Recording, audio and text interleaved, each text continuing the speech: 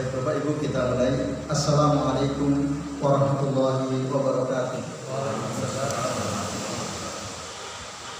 Innal hamdalillah nahmaduhu wa nasta'inuhu wa nastaghfiruh wa na'udzu billahi min shururi anfusina wa min sayyiati a'malina may yahdihillahu fala mudilla lahu wa may yudlil fala hadiya lahu. Asyhadu an la ilaha illallah wahdahu la syarika lahu wa asyhadu anna Muhammadan abduhu wa rasuluh. Allahumma shalli wa sallim wa barik ala Muhammad wa ala ali Muhammad kama shallaita wa barakta ala Ibrahim wa ala ali Ibrahim innaka Hamidum Majid. Amma ba'du. Bapak-bapak dan ibu-ibu serta jamaah sekalian, a'azani Allah wa iyyakum ajmain. Alhamdulillah, pada malam ini atas izin Allah kita bisa berjumpa di tempat yang mudah-mudahan berkah ini untuk melanjutkan ngaji kitab Samaratul Ilm Al-Amal karya Syekh Abdul Razak Al-Badar hafizahullah taala. Nah, tema yang akan kita bahas pada kesempatan malam ini, Bapak Ibu dan jamaah sekalian, adalah tentang musara'atus salaf radhiyallahu anhum lil amal bil ilm. Jadi generasi salaf adalah mereka yang bersegera mengamalkan ilmunya. Ya. Jadi senantiasa bersegera mengamalkan ilmu dan menjaga ilmunya. Bapak Ibu dan jamaah sekalian, a'azani Allahu wa iyyakum ajmain. Jadi di antara perkara yang menjelaskan bahwa buah daripada ilmu itu adalah amal, keadaan generasi salaf, ya, al-ajibah fi al-mubadarah lil a'mal wal musara'ah ilaiha, yang sangat mengagumkan, di mana mereka, ya, adalah generasi yang segera untuk beramal, ya, wal muwazabah ala fi'liha, dan senantiasa menjaga untuk, ya, menjaga amalan tersebut. Jadi setiap kali mereka mendengarkan ilmu, mendapatkan ilmu dari Nabi sallallahu alaihi wasallam, nah, yubadiruna mubadaratan ajibah, mereka bersegera, ya, betul-betul bersegera dan sangat mengagumkan, ya, untuk mengamalkan apa yang mereka dengar, ya, dari Rasulullah Shallallahu Alaihi Wasallam, apa yang diperintahkan oleh Rasul Shallallahu Alaihi Wasallam. Maka para sahabat radhiyallahu anhum ajmain akan segera melakukannya dan menjaga amalan tersebut. Nah, ada banyak riwayat yang bisa dinukil, ya, untuk menggambarkan bagaimana dulu generasi salaf, para sahabat radhiyallahu anhum ajmain, di dalam memperhatikan ilmu, menjaga ilmu yang agung itu. Nah, misalnya disebutkan dalam hadis yang dikeluarkan oleh Imam Al-Bukhari dan Imam Muslim, atau juga oleh ulama hadis yang lainnya, hadis riwayat Ali bin Abi Thalib radhiyallahu anhu tentang kisah istrinya Fatimah bintu Rasulillah SAW. Indama ja'atin nabiyya sallallahu alaihi wasallam tatlubu khadiman. Ketika Fatimah datang ke ayahnya yaitu Nabi SAW untuk meminta seorang, ya, pelayan, karena Ali termasuk seorang sahabat yang miskin, ya, sehingga Fatimah bekerja, ya. Bahkan diceritakan dalam satu riwayat tangan beliau itu karena saking seringnya, ya, menumbuk gandum, ya, sampai kapalannya. Nah, itu akhirnya, ya, Ali menyarankan supaya Fatimah datang kepada bapaknya yaitu Nabi SAW. Barangkali ada, ya, seorang budak yang bisa membantu keperluan rumah tangga Fatimah dan Ali radhiyallahu anhuma. Maka ketika ketemu dengan ayahnya, dengan Rasulullah SAW, faqala laha sallallahu alaihi wasallam, maka berkatalah Nabi bapaknya kepada Fatimah, awala adulluka ala ma huwa khairun lak. Saya ulangi, awala adulluki ala ma huwa khairun laki min khadimin. Mau tidak aku tunjukkan kamu kepada sesuatu yang lebih baik daripada seorang pelayan.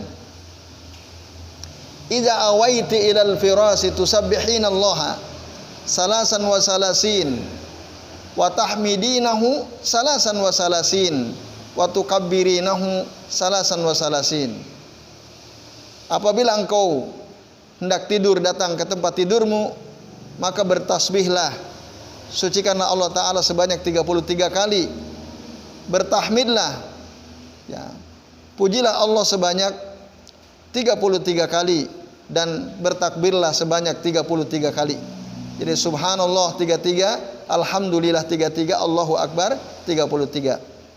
Nah, itu yang disampaikan oleh Rasulullah kepada putrinya Fatimah ketika datang meminta seorang pelayan.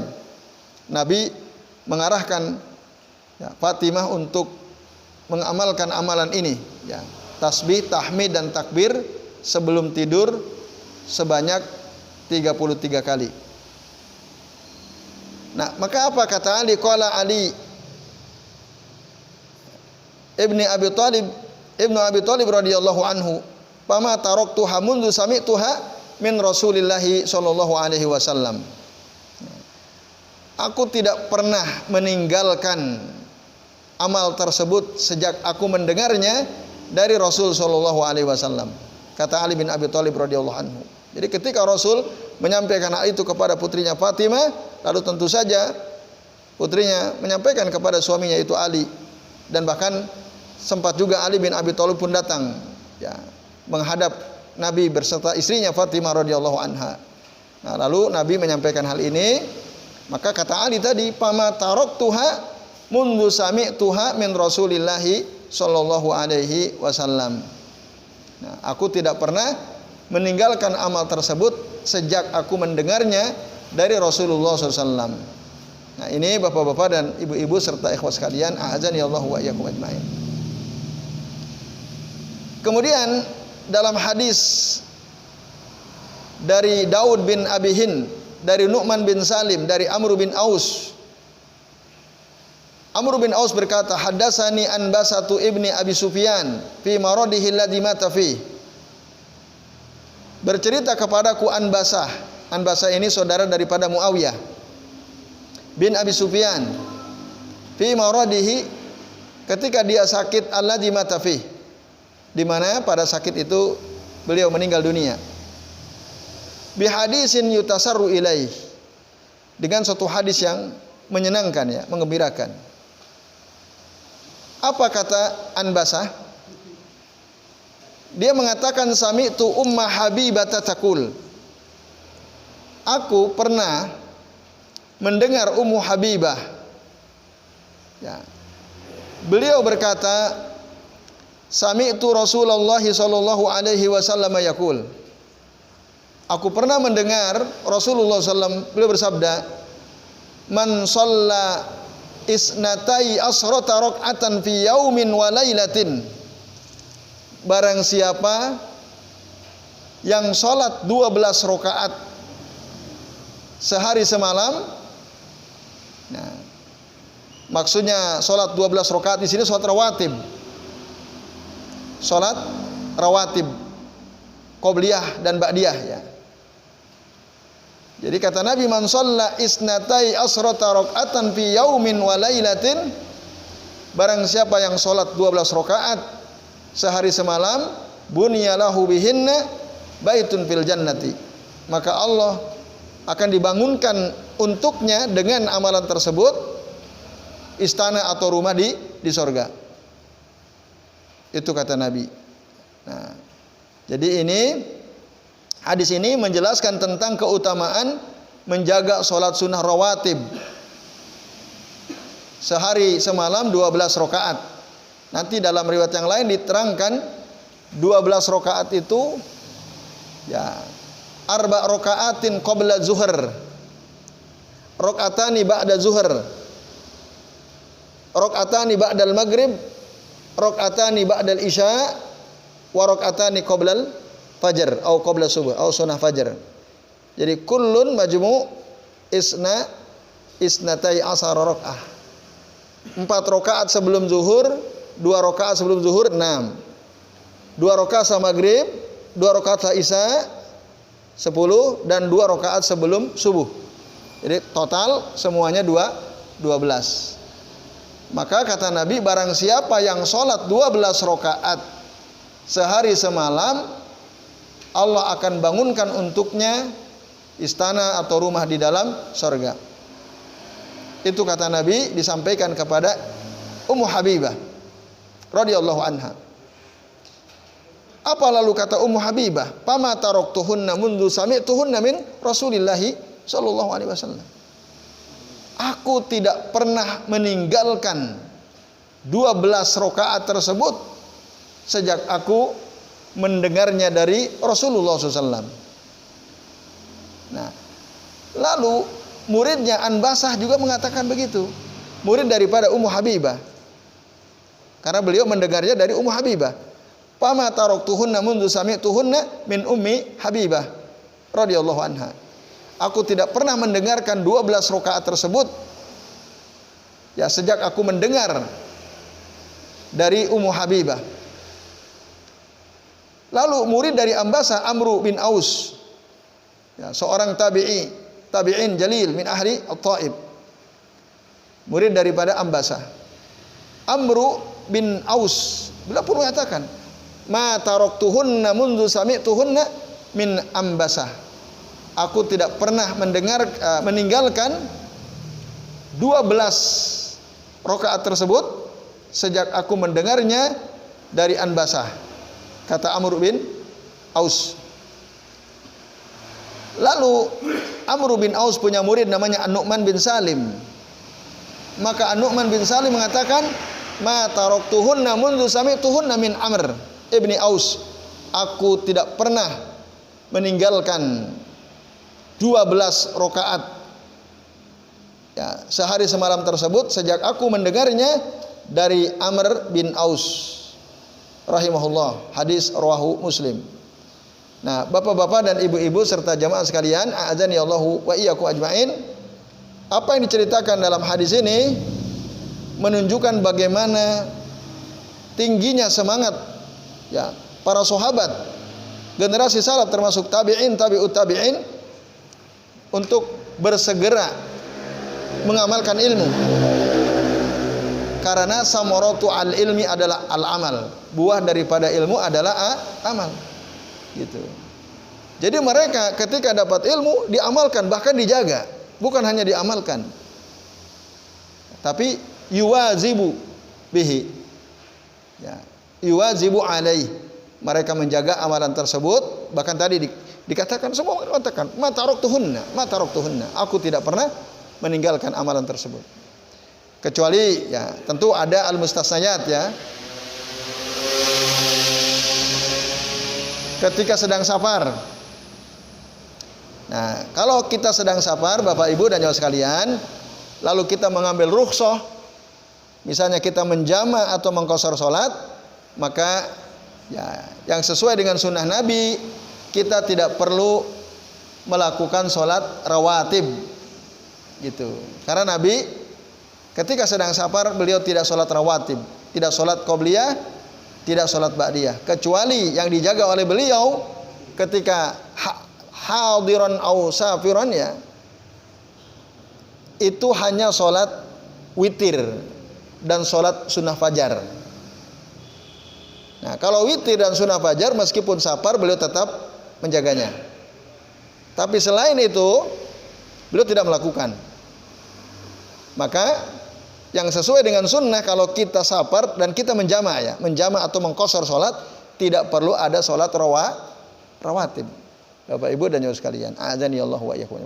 Nah, apa yang dikatakan oleh Ummu Habibah, oleh Anbasah, oleh Amr bin Aus, oleh An-Nu'man bin Salim tentu di luar safar. Ya, itu yang maksud ma taraktuhunna mundu sami'tuhunna. Aku tidak pernah meninggalkannya sejak aku mendengar amalan tersebut. Nah, Bapak Ibu dan hadirin sekalian, a'adzani Allahu wa iyyakum ajmain. Itu gambaran Ya, bagaimana generasi salaf terdahulu mereka bersegera dan bahkan menjaga ilmu. Ya. Gitu. Bahkan ya, qala ahlul ilm, seorang ulama berkata, nahnu nahfazu al-ilma bil amal. Kita menjaga ilmu dengan amal. Nah, jadi Bapak Ibu, kalau kita ingin menjaga ilmu supaya tidak lupa, amalkan ilmu tersebut. Karena kalau kita dapat ilmu nggak kita amalkan, ya kita nggak akan bisa menjaganya, pasti hilang ilmu itu. Ilmu itu akan hilang. Nah ini Bapak Ibu, maka para sahabat dulu, para tabi'in, tabi'ut tabi'in, mereka berusaha untuk betul-betul bersegera dan menjaga ilmunya. Kemudian Bapak-bapak dan Ibu-ibu serta hadirin sekalian, contoh ketiga yang menggambarkan bagaimana generasi salaf dulu senantiasa bersegera untuk mengamalkan ilmu yang didapatkannya dari Rasul Shallallahu Alaihi Wasallam adalah hadis yang disampaikan oleh Abu Hurairah radhiyallahu anhu. Beliau mengatakan, "Ausani khalili bisalasin." Kekasihku yaitu Rasulullah SAW ya, berwasiat kepadaku dengan 3 perkara, bisalasin. La ada'uhunna hatta amuta, katanya. Aku tidak pernah meninggalkan ketiga perkara ini sampai aku mati. Itu kata Abu Hurairah radhiyallahu anhu. Nah, apa ketiga perkara yang maksud yang diwasiatkan oleh Nabi kepada Abu Hurairah? Yang pertama, saumi salasati ayyamin min kulli syahr. Puasa 3 hari setiap bulan. Nah, di dalam hadis ini disebutkan apakah harus tanggal 13, 14, 15 yang disebut dengan ayyamul bid atau bebas. Nah, dalam kitab Minhatul Alam, Syekh Abdullah bin Shalih Al-Fauzan hafizahullah ta'ala mengatakan, ya, ada riwayat yang lain yang menjelaskan bahwa Abu Hurairah ketika mengamalkan puasa 3 hari setiap bulan itu tidak menentu waktunya. Tidak menentu waktunya. Yang penting sebulan 3 hari. Itu bisa di 10 hari pertama, 10 hari kedua, yang keduanya, yang ketiganya 10 hari terakhir. Jadi tidak harus berurutan 13, 14, 15.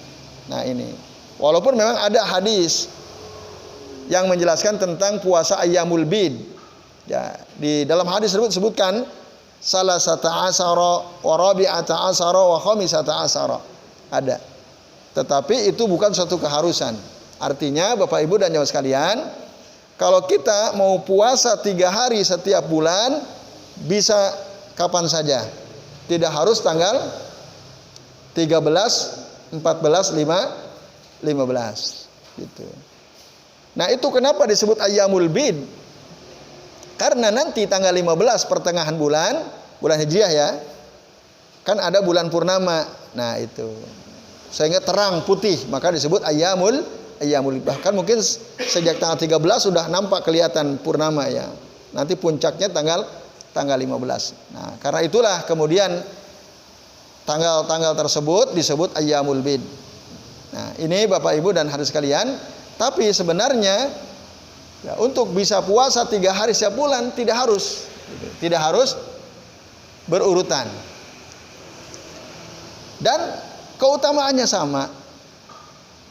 Nah, pernah Abdullah bin Amru bin Al-As radhiyallahu anhuma bertanya kepada Nabi SAW tentang apa keutamaan puasa 3 hari setiap bulan.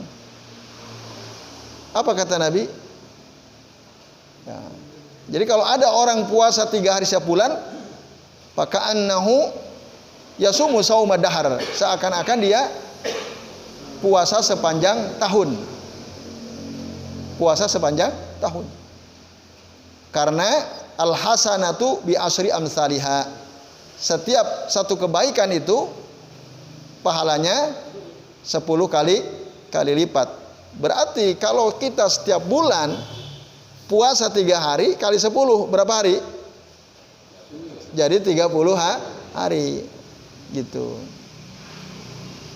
Jadi kalau kita terus rutin menjaga puasa 3 hari setiap bulan, ya dalam 12 bulan itu sama seperti kita puasa selama 1 tahun. Maka annahu yasumu sauma ad-dahr. Nah, itu nasihat Nabi. Wasiat Nabi kepada Abu Hurairah radhiyallahu anhu. Dan itu enggak pernah ditinggalkan oleh Abu Hurairah. Yang kedua apa? Wa sholati duha. Salat duha. Yang ketiga wa naumin ala witrin. Tidur setelah salat witir. Atau dalam riwayat yang lain, wa antutiru qabla an tanam.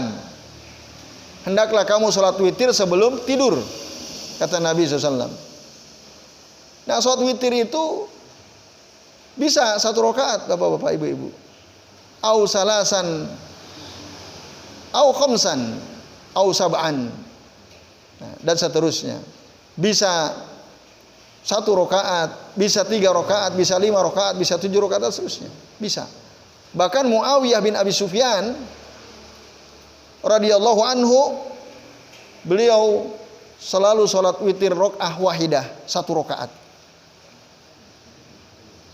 Nah, kalau tidak salah Abdullah bin Abbas pernah ada orang tanya, itu kenapa Muawiyah bin Abi Sufyan beliau selalu sholat witir hanya 1 rakaat? Apa jawaban daripada Abdullah bin Abbas? Kalau enggak Abdullah bin Abbas, Anas bin Malik, saya lupa ya. Beliau katakan, huwa afqahu minna. Dia lebih faqih daripada kita. Gitu. Nah, ini Bapak Ibu dan hadirin sekalian. Jadi sholat witir sebelum tidur. Jadi 1 rakaat itu bisa. Nah, bahkan ba'dal isya kita melakukan sholat witir setelah isya, zikir, sholat ba'diyah isya 2 rakaat, lalu witir 1 rakaat. Itu bisa. Bahkan dalam kitab Minhatul Alam, andai kata waktu kita mepet, ya, waktunya sedikit karena ada acara dan seterusnya, setelah isya kita terburu-buru, tanpa sholat ba'diyah isya langsung witir itu boleh. Karena waktu sholat witir itu membentang baina al-isya wal fajar, antara isya dengan sholat subuh. Itu. Nah, ini bapak-bapak dan ibu-ibu serta jamaah sekalian, a'adzani Allah wa iyyakum ajmain. Inilah 3 wasiat yang disampaikan Nabi kepada Abu Hurairah radhiyallahu anhu, termasuk kepada Abu Darda. Ya, dan ada sahabat, kalau tidak salah Salman Al-Farisi radhiyallahu anhum. Abu Hurairah mengatakan, aku tidak pernah meninggalkan sampai aku mati. Dijaga amal tersebut. Puasa 3 hari setiap bulan, sholat duha, dan sholat witir sebelum tidur. Atau tidur dalam keadaan sudah sholat witir. Nah, ini. Abu Bakar As-Siddiq radhiyallahu anhu sendiri, beliau selalu sholat witir sebelum tidur. Sementara Umar Ibn Khattab radhiyallahu anhu sholat witir di akhir malam, di sepertiga malam terakhir sebelum sholat fajar. Nah, kedua-duanya diapresiasi, dipuji oleh Nabi SAW. Jadi Abu Bakar ini hati-hati, Umar ini semangat, gitu. Maka kalau kita bisa selalu bangun sebelum subuh, memang yang paling afdal sholat witir itu di sepertiga malam terakhir. Karena apa? Itu waktu di mana Allah turun ke langit dunia. Ya. Karena kata Nabi, Rabbuna tabaraka wa ta'ala yanzilu kulla lailatin ila sama'id dunya hina yabqa sulusul lailil akhiri. Tuhan kami tabaraka wa ta'ala turun setiap malam ke langit dunia ketika masih tersisa sepertiga malam terakhir. Nah, wa may yastaghfiruni fa aghfiru lahu wa may yas'aluni fa u'tiyahu wa may yad'uni fa astajibalah. Barang siapa yang beristighfar kepadaku, aku akan ampuni dia, kata Allah. Barang siapa yang meminta kepadaku, aku akan beri dia. Dan barang siapa yang berdoa kepadaku, maka aku akan ijabah doanya. Nah, maka berdasarkan hadis ini, para ulama mengatakan sholatul witri fi sulusil akhiri minal laili afdal, itu lebih utama bagi yang sudah terbiasa bangun ya di sepertiga malam terakhir atau di tengah malam.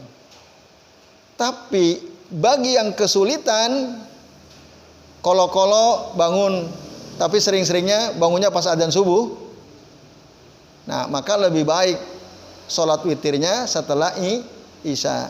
Nah, Abu Bakar As-Siddiq radhiyallahu anhu, beliau sholat witirnya sebelum tidur. Begitu juga Abu Hurairah radhiyallahu anhu. Karena Abu Hurairah ini menurut keterangan sebagian ulama adalah seorang sahabat yang suka begadang, murojaah hadis-hadis Nabi SAW. Saya kalau tidur malam, nah bangunnya udah mepet ke waktu subuh. Tapi sudah aman karena dia menjaga sholat witirnya sebelum tidur, sebagaimana yang diwasiatkan oleh Rasul Shallallahu Alaihi Wasallam. Nah ini hadis Sahih Al Bukhari. Bapak Ibu dan jamaah sekalian, a'adzani Allah wa iyyakum ajmain. Begitu juga Abu Darda, sama. Ya, di antara orang yang diberikan wasiat oleh Nabi dengan 3 perkara ini. Maka beliau mengatakan, "Ausani habibi sallallahu alaihi wasallam bisalasin." Ya, telah berwasiat kepadaku kekasihku Rasulullah SAW 3 perkara, bisalasin. Lan ada ahunna ma'istu. Aku tidak akan pernah meninggalkan ketiga perkara ini selama aku hidup. Nah, lalu dia menyebutkan 3 hal tadi.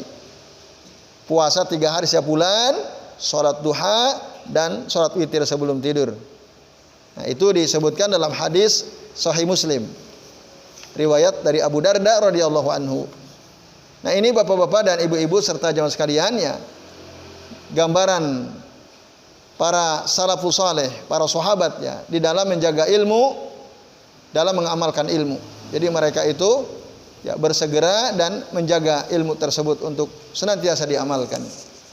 Contoh lainnya, ada seorang sahabat kecil, Umar ibnu Abi Salamah radhiyallahu anhuma. Ya, ini anak tirinya Nabi Shallallahu Alaihi Wasallam. Jadi ketika bapaknya Abu Salamah meninggal, ibunya Ummu Salamah, ya, kalau tidak keliru usianya sekitar 27 tahun.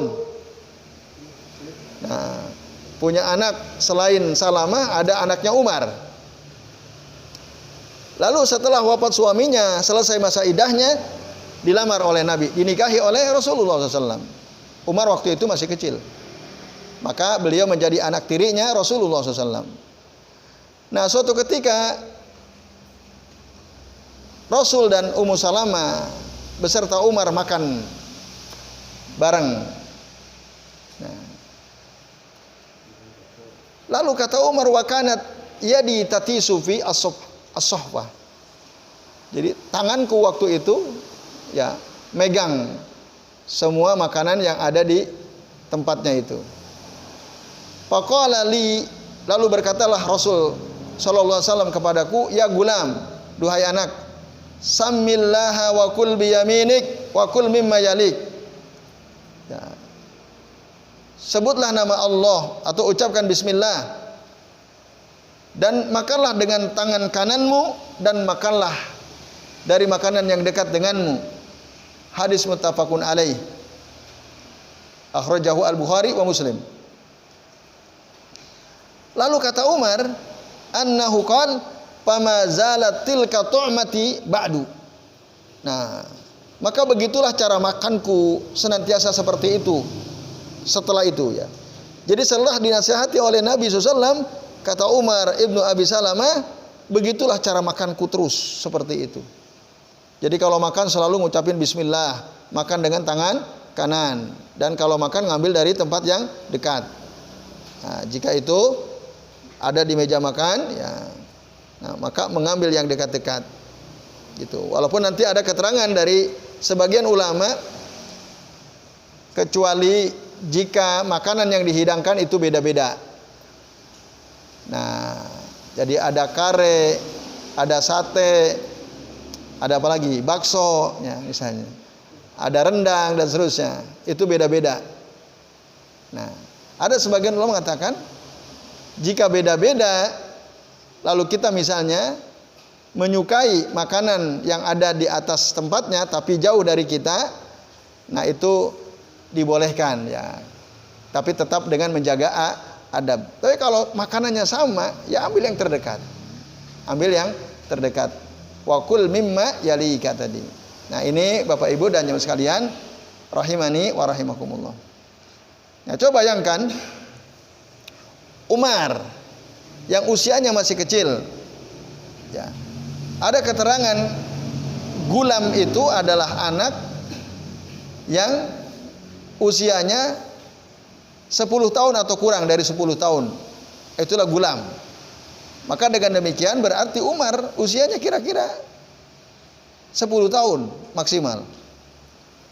Mendengar nasihat Nabi ketika makan, lalu beliau jaga, beliau amalkan itu terus. Nah, sejak kecil. Ya. Nah, maka beliau tadi katakan pamazalatil katu'mati ba'd. Pamazalatil katu'mati ba'd. Ya. Maka senantiasa seperti itulah cara makanku. Ya, setelah itu. Bapak Ibu dan jemaah sekalian, kalau kita perhatikan anak-anak sekarang, ya, kita sudah tahu, sudah kita sampaikan ilmu misalnya. Bahkan kita sebutkan ini dari Rasul Shallallahu Alaihi Wasallam.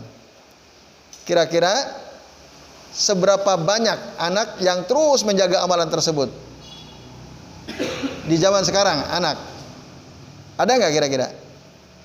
Ada, tapi mungkin tidak banyak ya. Kalau Bapak Ibu kita punya anak, sesudah kita kasih tahu suatu ilmu, kita sampaikan ini dari Rasul, lalu dia jaga, wah itu dahsyat itu ya. Berarti seperti sahabat Umar ibnu Abi Salamah tadi ya, dijaga terus amalnya setelah mendengar nasihat dari Rasul SAW. Nah, ini bapak-bapak dan ibu-ibu serta jamaah sekalian, a'azanillahu wa iyyakum ajma'in. Maka beberapa riwayat tadi menunjukkan, nah, di satu sisi ala al-musara'ah wal muwazabah ala zalika illa al-mamat min jihatin ukhra. Beberapa riwayat tadi mulai dari Ali bin Abi Thalib, Ummu Habibah, Abu Hurairah, Abu Darda, Umar bin Abi Salamah tadi, ya dulu ala al-musara'ah min jihatin wal muwazabah ala zalika ilal mamati min jihatin ukhra. Menunjukkan kesegeraan di satu sisi, juga sekaligus menunjukkan ya senantiasa dijaga muwazabah sampai mereka meninggal dari sisi yang lain. Nah, itulah ya generasi salafus saleh ya, dari kalangan sahabat radhiyallahu anhum ajmain ya. Bagaimana mereka betul-betul mengamalkan ilmunya, ilmu berbuah amal. Maka Sufyan Ats-Tsauri rahimahullah, beliau pernah mengatakan, "Ma balagani hadisun an Rasulillah sallallahu alaihi wasallam illa amiltu bih."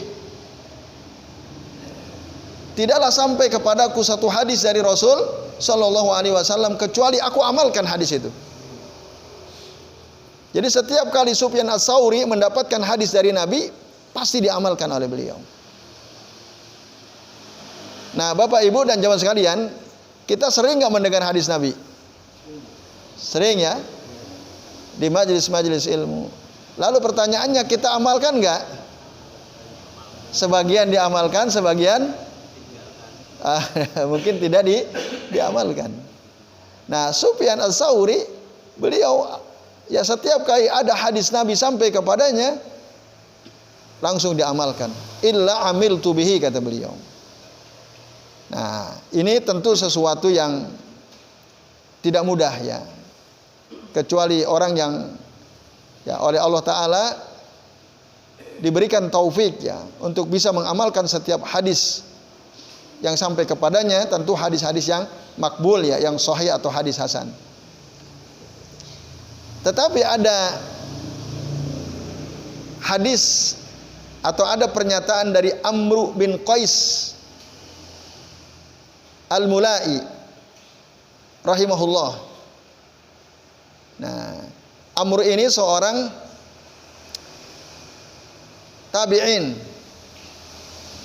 Ya. Dia diberi gelar Al-Mulai karena dia ini profesinya sebagai penjual selimut, milaah ya. Tapi beliau min a'immatil hadis, ahlul hadis, siqah mutqin, terpercaya, bagus hafalannya. Nah, dan hafizan, penghafal min auliya illahi azza wajal, di antara kekasih-kekasih Allah azza wajal. Nah, apa kata Amr bin Qais rahimahullah? Beliau mengatakan, "Iza balagokal haditsu an Rasulillah sallallahu alaihi wasallam," jika sampai kepadamu hadis dari Rasul SAW, ya, tadi tentu dalam tanda kurung hadis makbul ya, sahih atau hasan. Apa kata Amr bin Qais? Fa'mal bih, amalkan hadis tersebut. Walau marrotan, walaupun sekali, takun min ahlihi, maka engkau menjadi ahlu sunnah, ahlu sunnati Nabi SAW. Jadi setiap kali ada hadis sampai ke kita, amalkan gitu. Nah, bapak-bapak dan ibu-ibu serta jamaah sekalian, a'azani Allah wa iyyakum ajmain. Kata Ibnu Qayyim Al-Jauziyah, beliau cerita tentang gurunya Syekhul Islam Ibnu Taimiyah rahimahullah. Ya. Ketika ada hadis riwayat Abu Umamah Al-Bahili radhiyallahu anhu, qala an-nabiy sallallahu alaihi wasallam, man qara'a ayatal kursi dubura kulli salatin, barang siapa yang membaca ayat kursi di akhir setiap salat fardu maksudnya, lam yakun bainahu wa bainal jannati illa an yamut. Nah, jadi tidak ada penghalang antara dia dengan sorga sampai dia mati. Artinya orang yang selalu baca ayat kursi setelah selesai sholat fardu, nah itu menjadi sebab dia masuk sorga. Tidak ada yang menghalanginya kecuali kematian. Maksudnya kalau dia belum mati ya belum bisa gitu ya. Nah itu maksudnya. Nah lalu kata Ibnu Qayyim, guruku Syekhul Islam mengatakan, ma taraktuha uqaiba kulli salatin, aku tidak pernah meninggalkan membaca ayat kursi setelah selesai sholat fardu. Itu. Nah, sebutkan oleh beliau dalam kitab Zadul Ma'ad. Nah, bapak-bapak dan ibu-ibu serta jamaah sekalian, a'azani Allah wa iyyakum ajmain, ya. Kalau toh memang kita buru-buru gitu ya, setelah selesai sholat fardu, bisa enggak zikir ba'da sholat fardu termasuk ayat kursi kita amalkan sambil jalan? Bisa. Ya kalau enggak keburu, enggak ada waktu, kita dikejar waktu, ngejar waktu, bacalah tetap sambil jalan di atas motor, di atas mobil misalnya. Jadi jangan ditinggalkan. Nah, Imam Ahmad sendiri, ya, rahimahullah, beliau pernah mengatakan, maka tabtu hadisan, tidaklah aku menulis satu hadis, ya, illa amiltu bih, kecuali aku amalkan hadis itu. Bapak Ibu tahu kitab hadis Musnad Ahmad bin Hambal itu kitab hadis besar, bahkan paling besar dari Kutubu Tis'ah. Kan kitab hadis yang dipercaya banyak dirujuk oleh para ulama ada 9 yang dikenal dengan istilah Kutubu Tis'ah.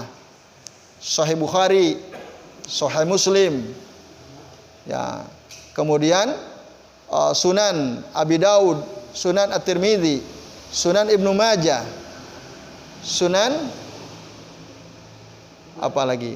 Ad-Darimi. Saya ulangi ya. Sahih Bukhari, Sahih Muslim, Sunan Abi Daud, Sunan At-Tirmidzi, Sunan An-Nasa'i, Sunan Ibnu Majah, Sunan Ad-Darimi, Musnad Ahmad bin Hambal, dan kitab Al-Muwatta karya Imam Malik bin Anas rahimahullah. Itu 9 yang dikenal dengan istilah oleh para ahli hadis disebut kutubut tis'ah. Dari 9 kitab hadis yang menjadi pokok rujukan hadis Nabi, maka kitab Musnad Ahmad bin Hambal lah yang paling besar. Yang paling besar. Yang paling banyak hadisnya. Lalu apa kata Imam Ahmad? Maka tabtu hadisan illa amiltu bih. Tidaklah aku tulis satu hadis kecuali aku amalkan hadis itu. Coba bayangkan, sekian ribu hadis itu semua sudah diamalkan oleh Imam Ahmad bin Hambal rahimahullah. Gitu. Hatta kata beliau sampai innani sami'tu anna an-nabiyya sallallahu alaihi wasallam ihtajam wa a'tal hajima dinaran. Sampai aku mendengar bahwasanya Nabi SAW pernah beliau ihtajama, dibekam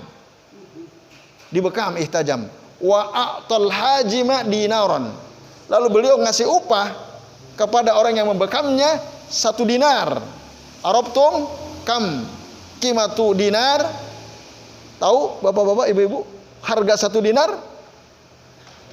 1 dinar itu sama dengan arba waruba jiraman min zahab, 4,25 gram emas. 4,25 gram emas 24 karat itu 1 dinar. Nah, kalau 1 gram 2 juta berarti 1 dinar sama dengan 8 juta lebih kan? Ya kan? Ah, itu bayangkan. Rasul pernah ngasih al-hajim dinaran. Dan kata Imam Ahmad, ya, fahtajamtu wa ataitul hajima dinaran. Maka aku melakukan itu. Aku pernah dibekam, lalu aku kasih orang yang membekamku 1 dinar. Untuk apa? Mengamalkan hadis. Mengamalkan hadis Nabi SAW. Nah, ini Bapak Ibu dan jamaah sekalian, a'adzanillahu wa iyyakum ajmain. Nah, tapi yang mungkin cukup menghibur buat kita tadi perkataan daripada Amr bin Qais Al-Milai tadi. Yang apabila sampai kepada engkau idza balagukal hadisu an Rasulillah sallallahu fa'mal bihi walau marrah. Amalkan walaupun sekali, udah. Takun min ahlihi, maka engkau menjadi ahli amalan ahli sunnah itu, sunnah Rasul sallallahu. Dengar 1 hadis, amalkan. Nah, itu min ahli sunnah. Kata Amr bin Qais Al-Mulai. Mungkin kita nggak sanggup menjaga terus gitu ya. Nah, ya minimal ilmu yang pernah sampai ke kita minimal kita amalkan 1 kali. Tetapi kata saya Abdul Razak Al-Badar, yang dimaksud fa'amalu bihi walau marrah hadza fi sunan war-raghaib. Ini dalam perkara sunnah. Ya, amalan-amalan yang dianjurkan. Amma al-wajibat wal faraid fala yakfi liyakuna min ahlihi ay ya'mala bihi marrah. Tapi kalau perkara wajib, perkara fardu, ya tidak cukup. Tidak cukup dilakukan 1 kali. Jadi, harus ya untuk bisa disebut min ahlihi, apalagi kalau sholat wajib, fardu, puasa Ramadan misalnya. Kecuali mungkin haji ya.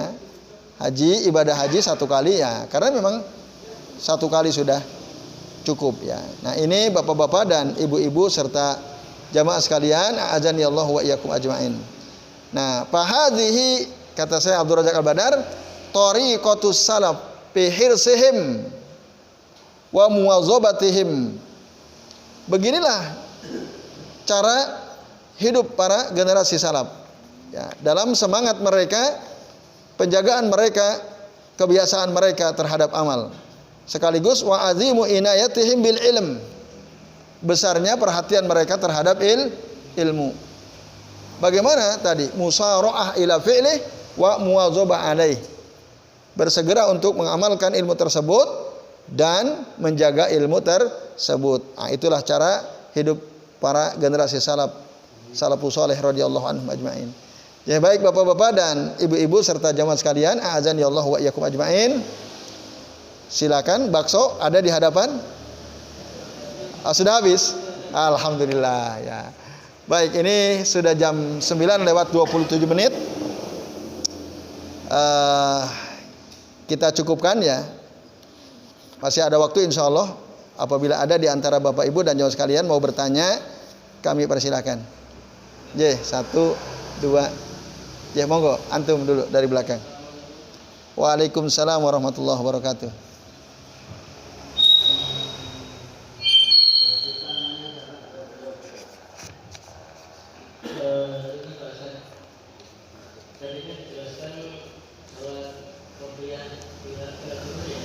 Ya. Ya.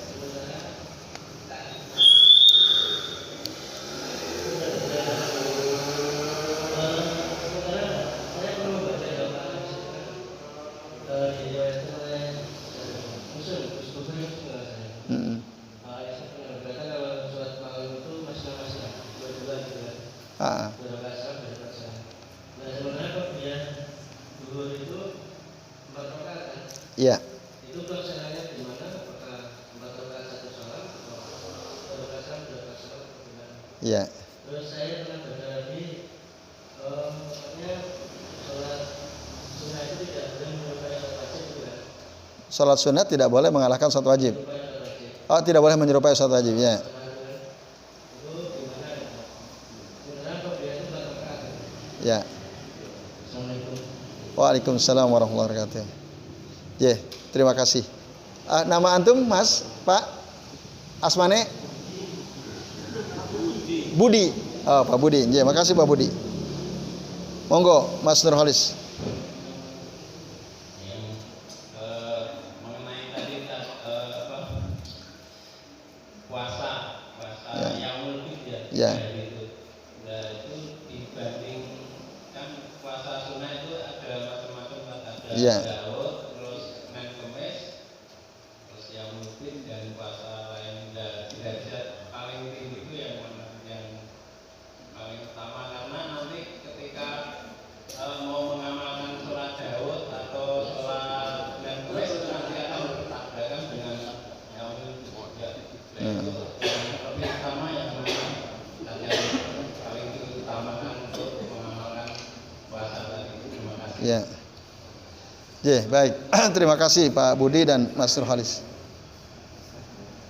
Yang pertama, Bapak Ibu dan sekalian ya, sholat sunnah zuhur tadi ya, 4 rakaat.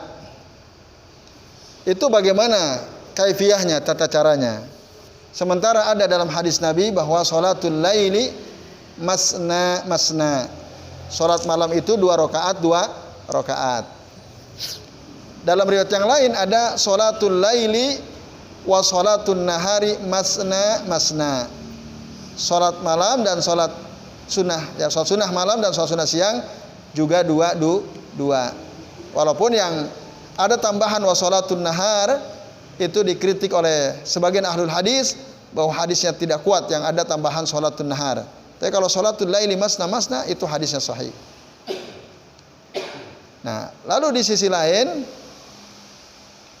bahwa sholat sunnah itu betul ya, diterangkan oleh para ulama tidak boleh menyerupai sholat wajib. Tidak boleh menyerupai sholat wajib. Makanya sholat witir yang 3 rakaat itu nggak boleh 3 rakaat langsung 2 kali tasyahud. Karena kalau 2 kali tasyahud berarti sama dengan sholat maghrib. Nah, supaya tidak sama, witir itu tasyahudnya kalau langsung 3 berarti hanya 1 kali. Kalau mau dibagi 2 berarti 2 rakaat salam lalu tambah 1 rakaat salam. Nah, itu semua sudah pernah dilakukan oleh Rasul SAW. Supaya apa? Tidak mirip dengan sholat wajib. Betul.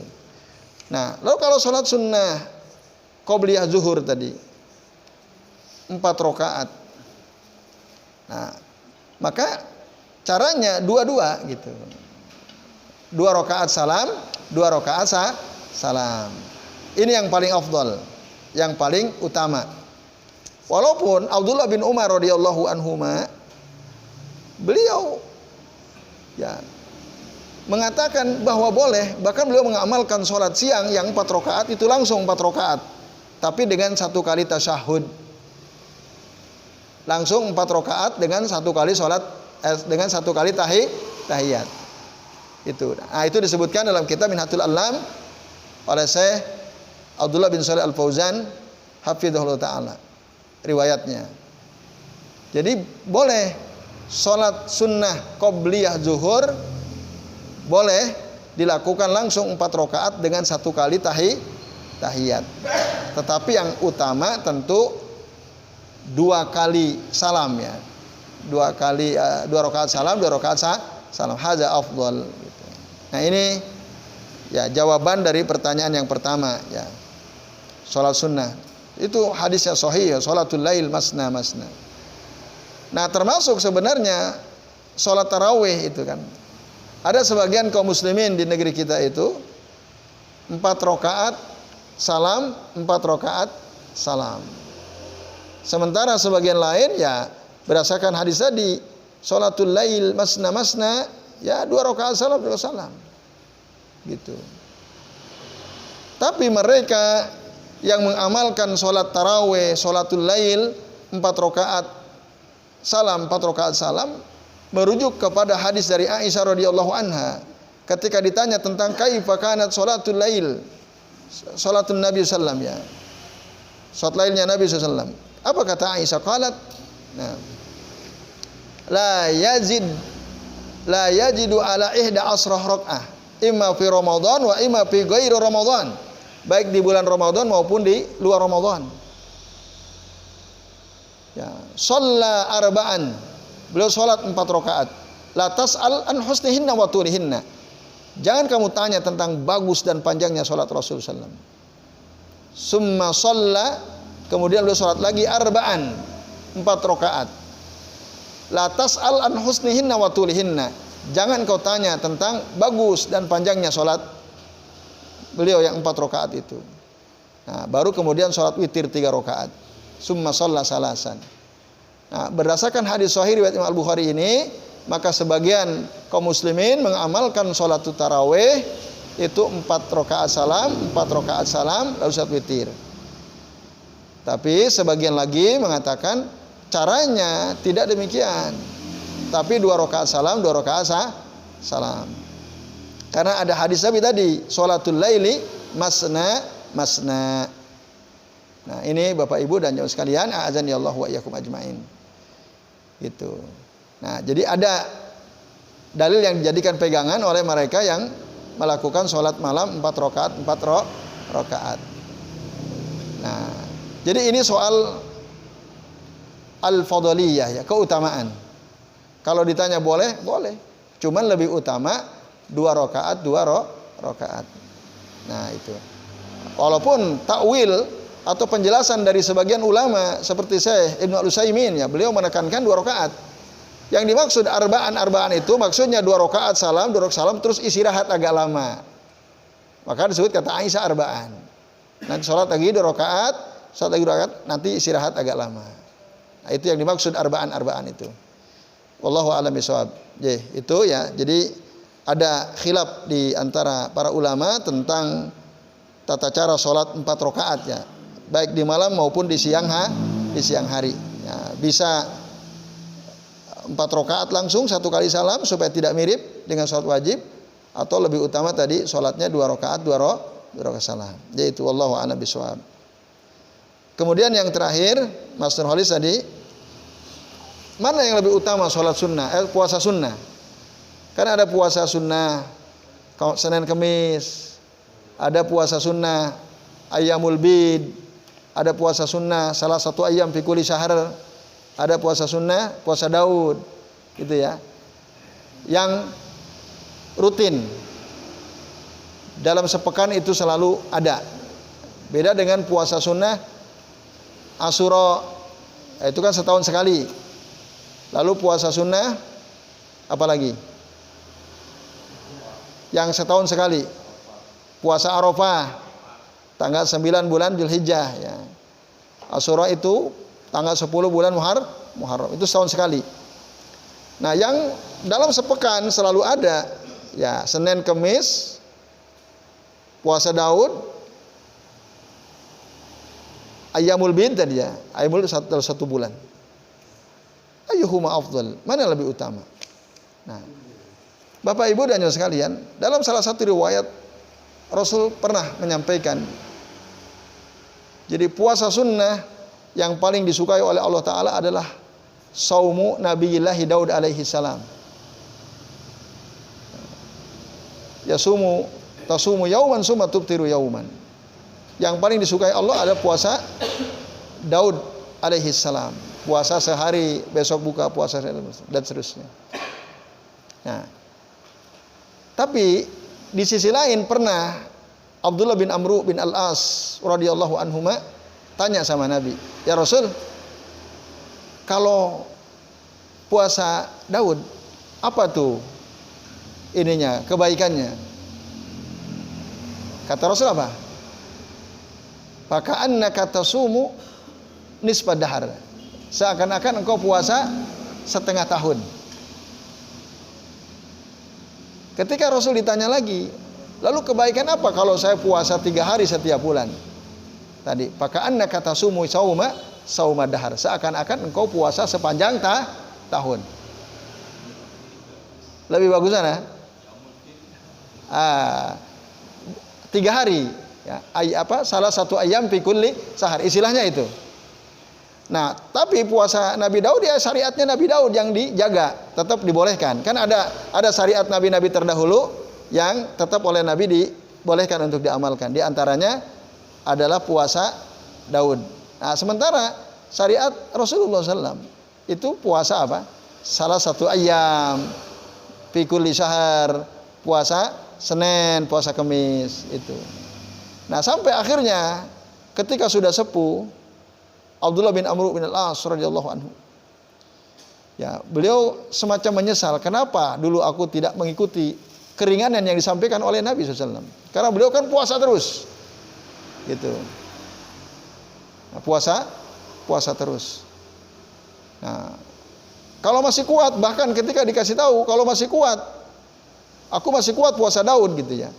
Bagaimana ya Rasul? Udah la tazid ala zalik. Jangan kau tambah, udah itu maksimal puasa Daud dah. Kalau kuat maksimal puasa Daud. Nah, tapi tadi kebaikannya gimana? Nah, kalau puasa 3 hari setiap bulan, faka'annaka tasumu sauma dahar. Seakan-akan kau puasa sepanjang tahun. Kalau puasa Daud, faka'annaka tasumu nisfa dahar, setengah tahun. Allahu a'lam bishawab. Nah, itu. Nah, ketika ditanya kenapa engkau puasa hari Senin ya Rasulullah, ada beberapa alasan. Kalau tidak salah ada 4 alasan. Karena kata Nabi, hari Senin adalah hari di mana aku diangkat jadi Nabi dan Rasul. Yang kedua, karena hari Senin adalah hari di mana aku pertama kali menerima wahyu. Yang ketiga, hari Senin adalah hari kelahiranku. Yang keempat, hari Senin adalah hari di mana amalan setiap hamba diangkat ke Allah Subhanahu wa Ta'ala. Nah, makanya aku puasa pada hari Senin tersebut.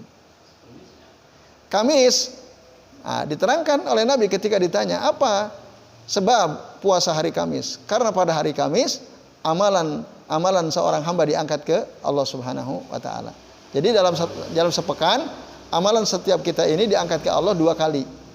Yaitu setiap hari Senin dan Kamis. Dan aku ingin ketika amalku diangkat dalam keadaan puasa. Itu. Nah, kalau gitu ada nggak puasa weton? Kan Rasul puasa itu pas hari kelahirannya. Gitu ya? Jawabannya ndak ada. Itu amalan bid'ah yang tidak ada tuntunannya. Loh, itu Nabi puasa Senin hari kelahiran. Bukan hanya satu alasan kan? Rasulullah SAW puasa hari Senin alasannya 4 tadi. Nah, kalau kita punya 4 alasan pas dengan hari kelahiran kita, silakan.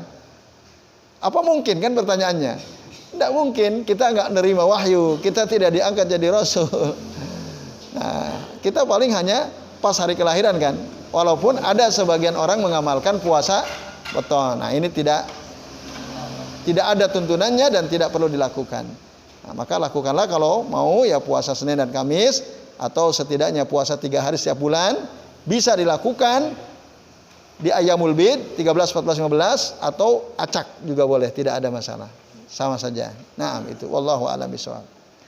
Baik Bapak Ibu dan jamaah sekalian, rahimani wa rahimakumullah. Demikian cukup ya yang bisa kita bahas. Terima kasih atas perhatiannya. Mari kita akhiri kajian kita, atau nanti Pak Arifin yang mengakhiri karena beliau tadi yang membuka. Sebelum waktu kami kembalikan ke Pak Arifin, ya, kami akhiri wasallallahu ala Muhammadin wa ala alihi wa sahbihi wa baraka wa sallama alaihim ajmain. Billahi taufiq wal hidayah. Wassalamualaikum warahmatullahi wabarakatuh.